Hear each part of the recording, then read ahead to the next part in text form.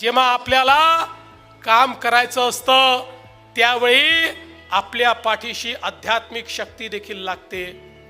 आध्यात्मिक शक्ती ही आपल्याला सन्मार्गाने चालायची ताकद देते।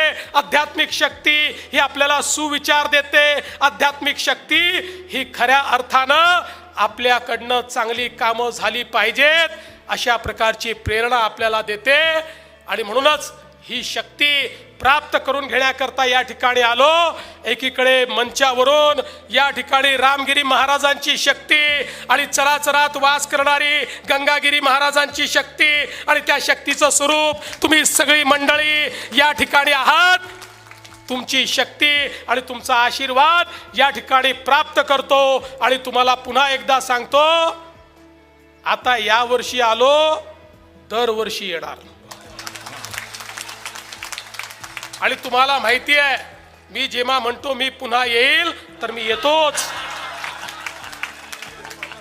आज आमच्या एकनाथराव शिंदे साहेबांना खरं म्हणजे माननीय प्रधानमंत्री महोदयांची वेळ मिळाली त्यामुळे त्यांना तिकडे जावं लागलं।